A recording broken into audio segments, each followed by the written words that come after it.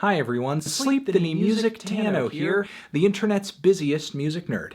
And it's time for a review of the new Noname album, Room 25. This is the latest full-length album from Chicago rapper, poet, songwriter, singer, Fatima Warner, aka Noname, who built her name up in the midpoint of this decade with multiple features with the likes of Chance the Rapper and Mick Jenkins, a little bit before her breakthrough mixtape in 2016, Telefone, a tape that featured a smart and endearing blend of hip-hop and jazz and neo-soul. Despite the very low-key and humble sound of Telefone, there's actually a great bit of power and beauty in the gentle demeanor of this record. And now, 2 years later with Room 25, Noname is still not in the mood to overstate her presence. With one soft-spoken verse on this album after another, quite literally, as spoken word and, as I said before, poetry are a huge influence on Noname's whole rap style. On this album, Noname backs her bars with instrumentals that embody the currently conscious wave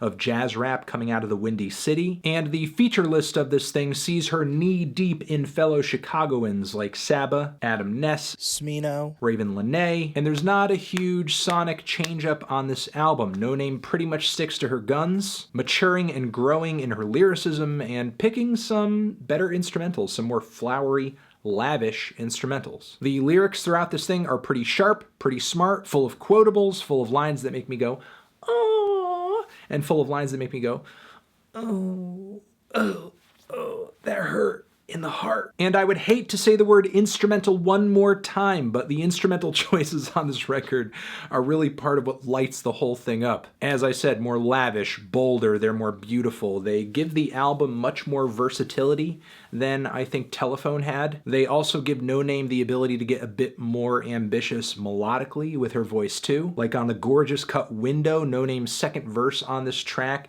is pretty sharp. It's like this passionate, lengthy breakup screed, enhanced with some jazzy music box notes, some dramatic strings, and twinkly harps. The luscious vocal harmonies from who I believe is Felix on this track absolutely kill it. Quit looking out the window.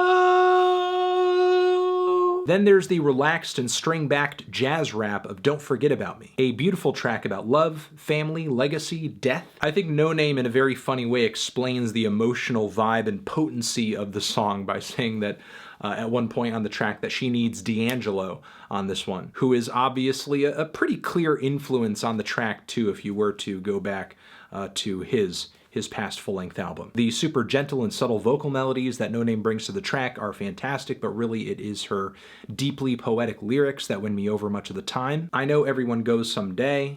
I know my body's fragile. Know it's made from clay. But if I have to go, I pray my soul is still eternal. And my mama don't forget about me. And she goes through other family members, hoping they don't forget about her too. The track Montego Bay, definitely one of the more lively and bold cuts on the album, prominently features Raven Lenae right at the start. The track has all of these angular jazz melodies executed with these scat vocals, a killer bass line. The groove on the bass is stellar, it's top notch. The tone kills, it sounds like it's picked too. Raven's vocals are gentle, they're nasally, they're cute. Noname's verse on the back end of the song is easily one of the most playful and tongue-in-cheek on the entire record. There's even a point where she kind of breaks down and talks about how problematic she is for getting really sexually explicit. The only major issue I have with this track though is that it has this sudden fade out ending after playing out the instrumental a little bit. I feel like it could have used a bit more song structure, just a bit more something else at the end. And unfortunately, this is a problem I have with quite a few songs on this album. There aren't a whole lot of super strong finishes or quick, clean transitions in the track list of this record. And I know the tunes on Telefone didn't have a whole lot of structure either, but the album all around felt pretty lo-fi and rickety and very bedroom, very DIY, which was a part of its appeal, part of what made it so cool. However, on this new album over here, it seems like Noname has really evolved past much of that amateurishness, while still managing to keep the sound of this album super organic.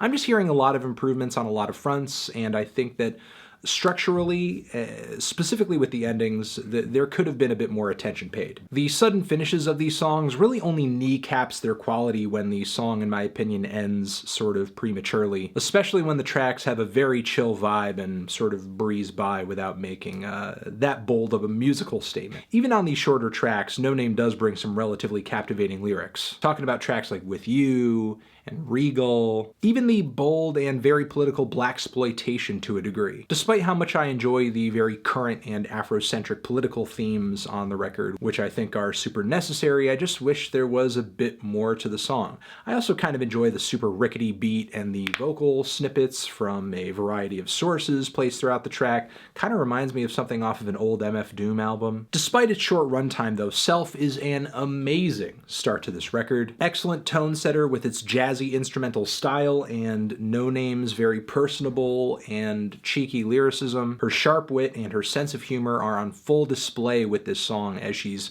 kind of explaining the appeal in a way of this album, saying maybe this is the album you listen to in your car when you're driving home late at night, really questioning every god, religion, Kanye bitches.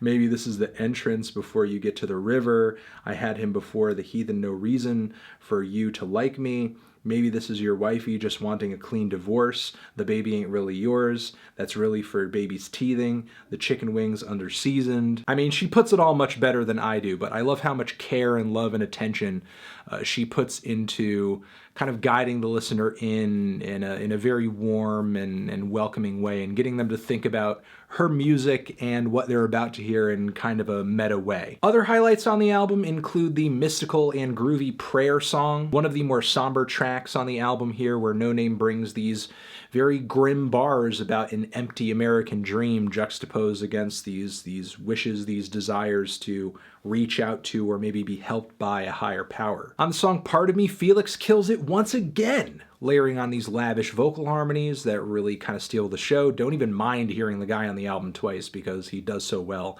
each time he appears. Benjamin Earl Turner actually pulls through as one of the better features on the album too, with his thoughtful lyrics, his expressive delivery, some of the flow change-ups.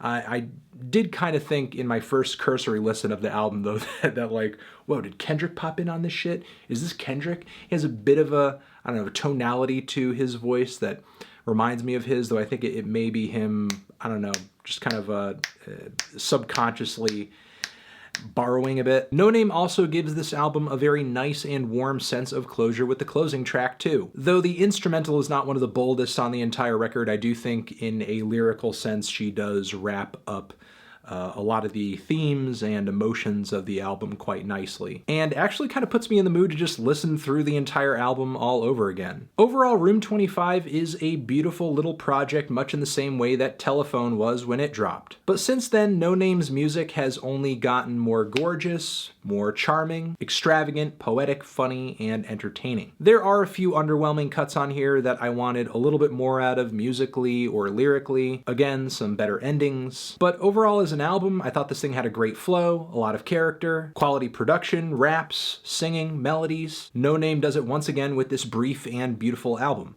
I'm feeling a decent 2 strong 8 on this thing. Transition, have you given this album a listen? Did you love it? Did you hate it? What would you rate it? You're the best, you're the best. What should I review next? Hit the like if you like, please subscribe, and please don't cry. Over here next to my head is another video that you can check out. Hit that up, or the link to subscribe to the channel. Anthony Fantano, Noname, Room 25, forever.